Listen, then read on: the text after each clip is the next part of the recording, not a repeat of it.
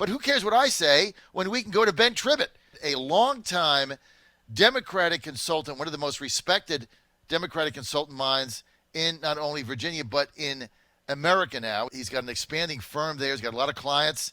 And people go to Ben when they want to win because all he does is win races. And he's with us now. Ben Tribbett, live from Las Vegas. Ben, great to have you from Vegas. Hey, John. Good morning. I know, and thanks for getting up because it's 6 a.m. there, and Ben doesn't do mornings. So the fact that you got up, Ben, at 6 a.m. just for me and probably didn't get to bed till 5. In fact, did you go to bed at all? I did go to bed, and but it was I've been here for a better part of the week, John, and just changed hotels yesterday, and been hot in Vegas. It's hot in Vegas now. Is Ben Tribbett hot in Vegas? That's a big question. No, I've been hot in Vegas. Oh, you've been hot in Vegas. Well, people don't know Ben. He's a professional gambler, and he won a lot of money. He's very good at what he does, and that's why he goes to Vegas and Reno and he wins, and probably could do that for a living as he did. He makes a lot of money at it, and he's very good at it. But, Ben, here, before we get to this debate and your take on it, when is bookmaking, sports gambling coming to Washington, D.C.? I lost track of that. Is that October, November? When is it coming? Yeah, I'm not sure the exact date, but it's this year, and I know that they're adding the sports book at the arena. So you're going to be able to bet if you attend a Wizards game or a Capitals game. You'll actually be able to place a bet at the stadium before the game, which I think will be, even in Las Vegas, you've never been able to bet on site. So I think this is going to be a new experience for people. And so the way it works in D.C., can you do it online or is it brick and mortar? Do you know what they passed? I'm not sure. I know there'll be some brick and mortar places. I'm not. The way that it works in Las Vegas is that if you have a brick and mortar place, you can get an app from them while you're there, and so long as you're in the state, you can still place your bets. I'm not sure if that's how it will work in D.C. or not. All right. Well, we're going to be looking forward to that, and that's going to be happening this season. And of course, same thing in Las Vegas, as you say. They've never been able to have gambling opportunities in the arena, but I believe they are going to have them in the new Las Vegas football stadium for the Raiders. I think I read that somewhere, but I don't remember. So we'll have to check that out. Anyway, I don't want to spend any more time on that. I'm glad you're winning. You're the best at that, no question about it. My wife, very jealous of you. She's always like, tell me when Ben is going to MGM so he can teach me how to play like he does. So we still got to get that done. Ben, the debate last night, sum it up for me from top to bottom, your analysis. Ben Tribbett. Yeah, so I think that early on debates, there's a lot of noise. Everyone's trying to get attention, but there's very few things that matter. We saw the same thing with the Republican debates in 2016 where, Donald Trump had his moment. You remember at the first debate with Rosie O'Donnell. And that was really the only thing by the time it came to voting that people remembered from that first debate. The rest of it was just noise and didn't really matter. I think that the same thing will apply with the Democratic debates. The only thing that really mattered that happened was the moment that Kamala Harris had with Joe Biden, because I thought that was something that will stick. That was something that was memorable. Somebody's getting fired on Joe Biden's staff this morning in his research department because it appeared last night that he absolutely was unaware that Kamala Harris had been a busing student. You could see his head swivel over to her when he had been trained to, not even make eye contact when she was attacking him. As soon as she said that, his head just turned. And she caught him by surprise. He wasn't prepared.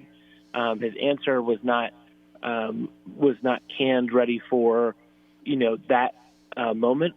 And for him not to know that she had been a busing student is a research failure.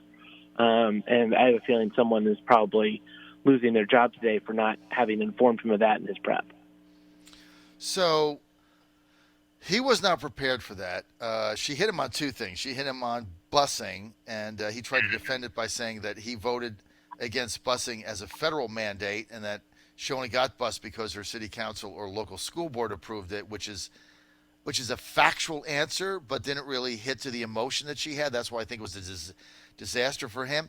You know what it reminded me of that moment? 1992 debate, George Bush, Bill Clinton, Ross Perot, Richmond, Virginia. They asked George Bush, somebody from the audience asked him a question. I have a balloon mortgage. When my payment goes up, I will not be able to afford my home. I don't make enough money. I'll be kicked out. What can you do as president to help me? George Bush gave a very technical answer. Well, that's up to you and your bank and what your credit is and what your work is. And, the federal government's not involved in that. And that's basically between you and your credit and your bank what will happen. Technically correct answer. Bill Clinton answered it, got the mic, got off a stool, walked to the edge of the stage, asked her name, said, repeat the question, and said, so what you're saying is you're at risk to lose your home and you want to know what I'm going to do to help you. Is that right? Right then, Ben, I told Ann, that was a long time ago, 92. I said, Clinton's going to win. George Bush is toast. That was what that reminded me of. Like, Biden gave a technical answer, but she had the emotion behind it. And I think for the progressives, that moved a lot of people. What say you? Yeah, I think not only was the emotion behind it, but I think on a policy level, where Biden's error and his mistake is, it's technically correct, but the reason the federal government had to create mandates in certain areas for busing was because not all local communities in the country were willing to find other ways through boundaries and whatnot to diversify and integrate their schools. Okay? In fact, diversify is not even the right word because there were a lot of places that still had not even integrated their schools. Kamala Harris is a very, very young woman for being the second class to have integrated a school in California. This is very recent history. Right. And so, when you look at, a moment like that, and Joe Biden's answer is a technical, well, in Kamala's community, they did it on their own.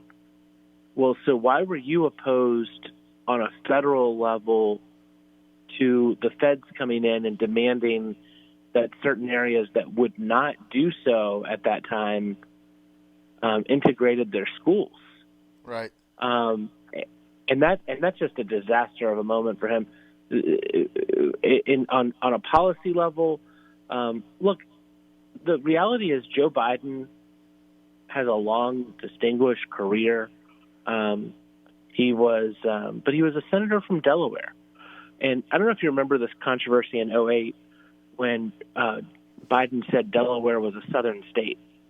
Yes, I do remember that. Everybody went nuts. But Delaware very much is, in a lot of ways, a southern state. And people that don't know Delaware politics sometimes can forget this. But, for a long time, Maryland was very much a southern state as well. Right. And it wasn't until you got to Pennsylvania and New Jersey that it was not like that. So Joe Biden, that was his career. He was reelected overwhelmingly in Delaware because he was representative of some of these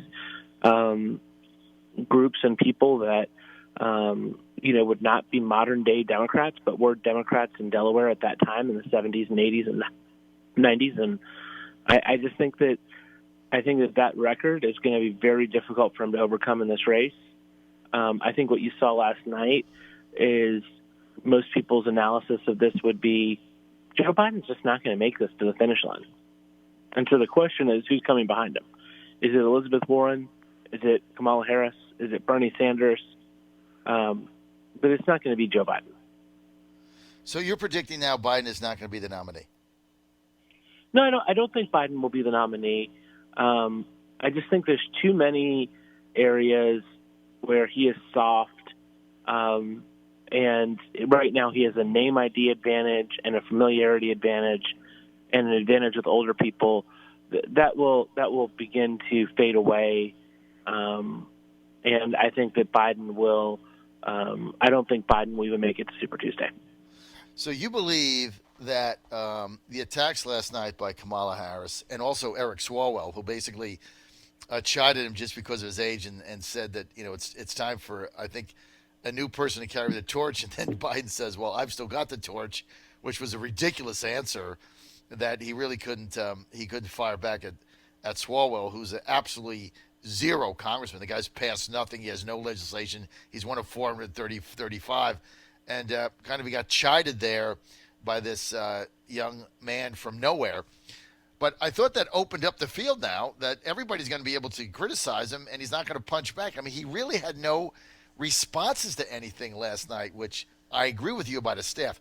You're on the John Fredericks Radio Network. We're live from Miami, second day of the two-day Democratic debates. We're with Ben Tribbett, long-noted, very respected Democratic consultant in Virginia and nationally. He's live in Las Vegas, where he's been winning a lot of money while the Democrats are fighting it out.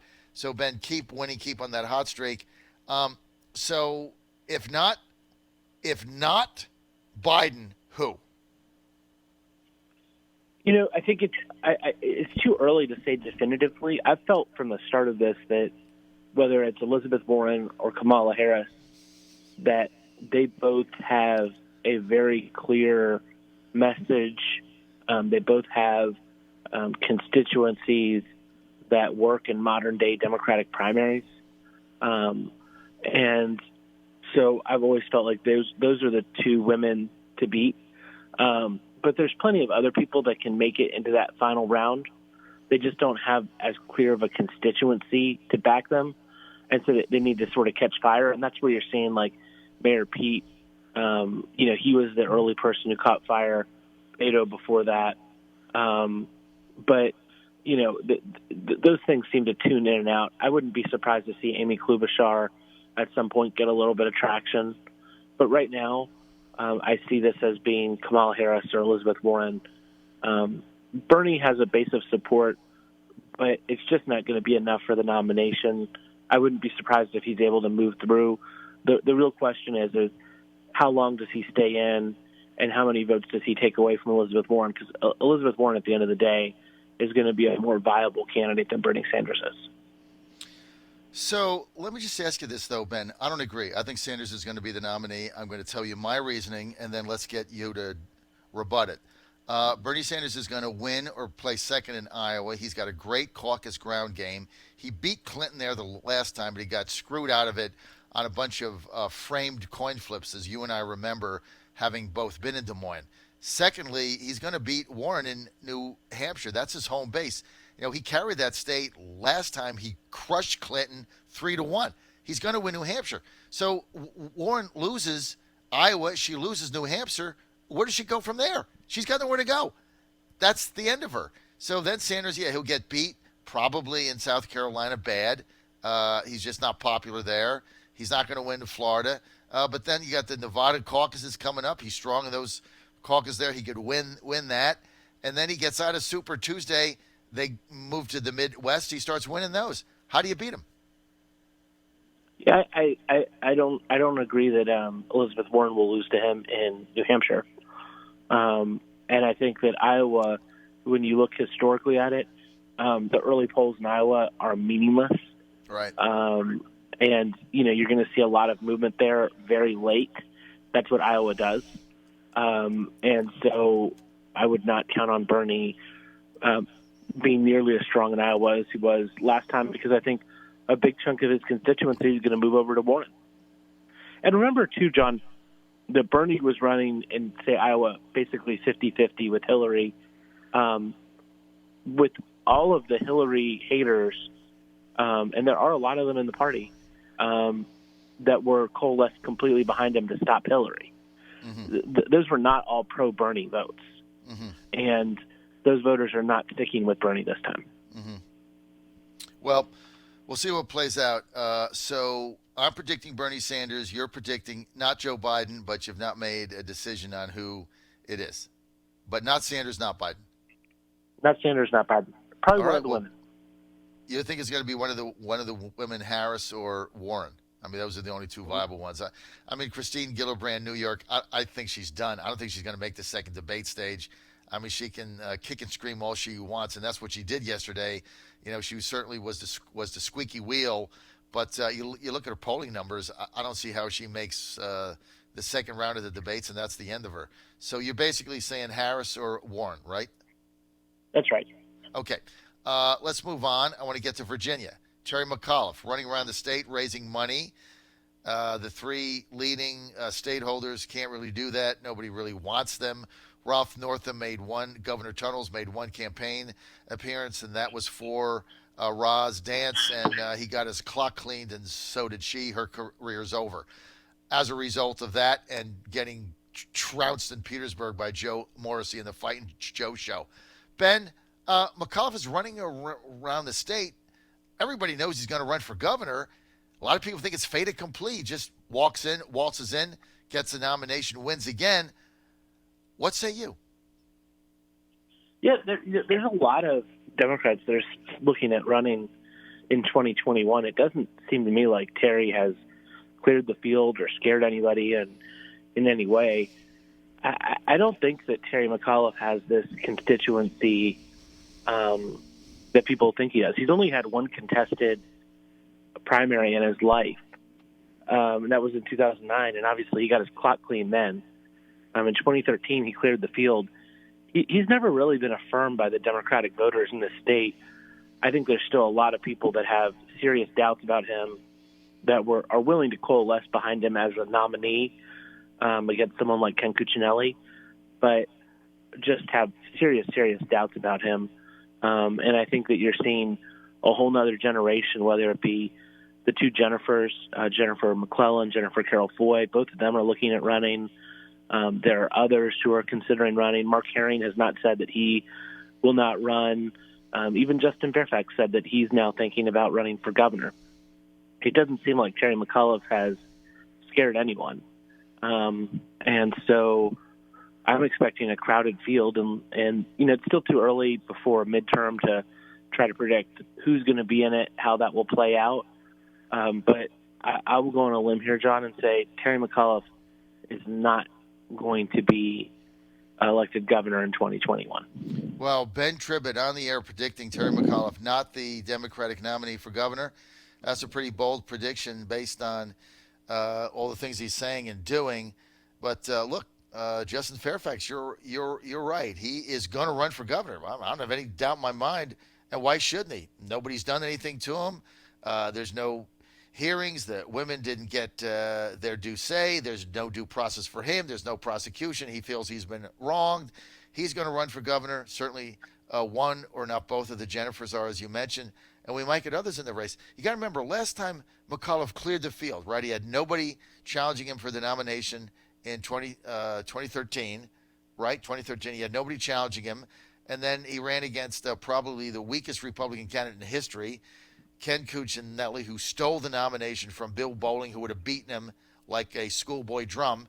And he only beat Cuccinelli by 2, and that was after the government shut down for a month. So he had everything going for him to win. Is it smoke and mirrors? I don't know. But Ben says it's not going to be McAuliffe. Pretty interesting. Yeah, John, I think that, and this is, look, Terry's doing a lot of good work for candidates all over the state, and you give him credit for the work he's putting in. But this is a change electorate right now, and they're not looking for redos. Well, I think you're right. Ben Tribbett, we are out of time on the John Fredericks Radio Network, live in Miami. Thanks for getting up early for us, Ben. Always love to get your analysis. You can follow him at Not Larry Sabato.